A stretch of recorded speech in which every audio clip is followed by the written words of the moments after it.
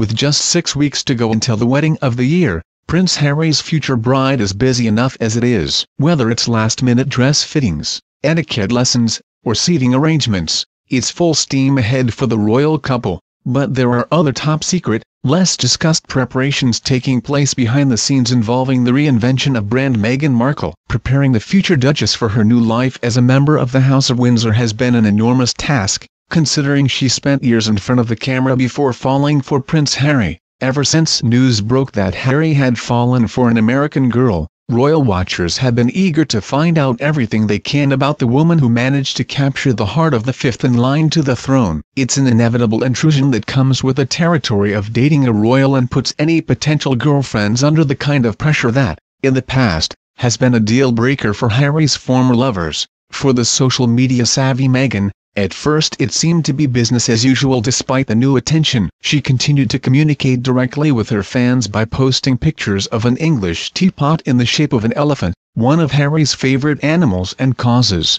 smiling bananas spooning one another and her dog dressed in a Union Jack coat. With every clue came a flurry of excitement from giddy royal watchers who were eager to see Harry finally settle down. But less than 6 months after that first blind date, the gap between Meghan's messages became wider and, eventually, her social media activity ceased entirely. It was only natural that Meghan's accounts, which were chock full of sexy selfies and endorsements for her favorite products, would eventually become a sensitive topic as she worked her way deeper into the inner sanctum to become a member of the Fab Four. Prince William, Kate Middleton, and Prince Harry all share the same handle, at Kensington Royal, giving the trio a way to stay current while also maintaining their own very unique brand. Unlike Hollywood celebrities, their posts are strictly business. You'll never see videos of Kate talking to her chickens, a la Jennifer Garner, or Prince George and Princess Charlotte's faces covered by cute animal photo filters. Like the Kardashian kids,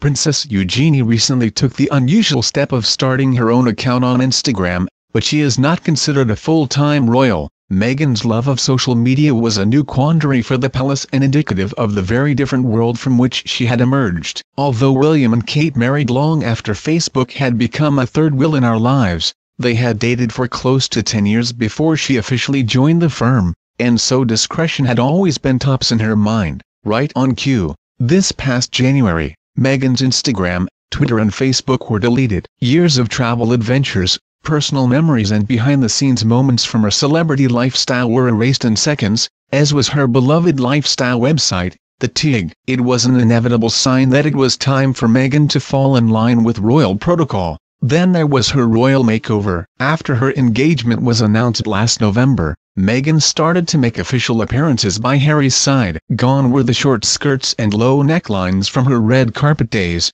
replaced by more demure outfits of pants, skirts with longer hemlines, tailored coats and even a fashion-forward beret. Meghan 2.0 now looks every inch a style-conscious yet sensibly attired member of the regal elite. From the outside, it might seem like the battle to turn Meghan Markle, former Deal or No Deal girl, into a duchess is complete. But there are some things the palace hasn't been able to fully control, such as Meghan's rogue relatives, the loudest of which is her half-sister, Samantha, who has claimed Meghan is a social climber who always had ambitions to be a princess but hasn't actually seen the actress since 2008. Samantha plans to release a memoir called The Diary of Princess Pushy's Sister and said last year that she's working on a reality show. But while Samantha's disgruntled attitude provided lots of headline fodder in the beginning, as time goes on, her scorn is getting less attention. In January she denied being an opportunist out to make a buck. Plus, controversial family members are something the palace has experience in dealing with. Who can forget Kate Middleton's party-loving Uncle Gary who owned a mansion in Ibiza called La Maison de Bang Bang?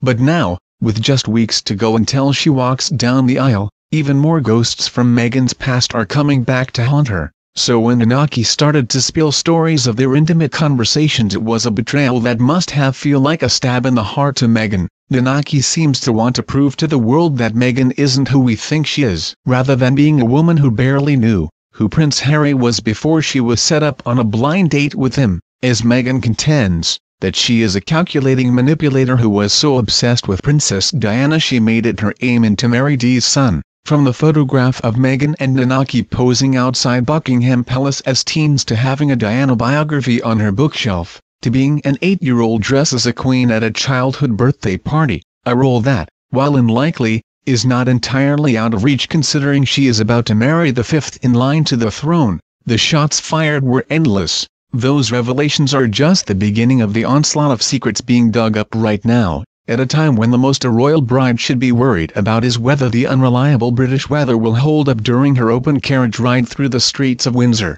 This month, Andrew Morton, a biographer whose name is a dirty word around the palace halls thanks to his 1992 book Diana, Her True Story, is releasing his take on the future, most likely titled, Duchess of Sussex. From the excerpts released via the Times newspaper so far, he's giving Meghan his customary warts and all treatment, painting a picture of an overly ambitious girl determined to infiltrate one of the most exclusive families in the world. He writes, according to family friends, she was intrigued by Diana, not just for her style, but for her independent humanitarian mission, seeing her as a role model. He then quotes Nanaki as telling him, she was always fascinated by the royal family. She wants to be Princess Diana 2.0. Morton's book is one of many hitting the shelves between now and May 19. The couple will also be getting a Lifetime movie based on their romance, and Meghan's ex-husband is apparently working on a TV show about a former married couple with kids who divorce, only for the wife to then marry a member of a royal family.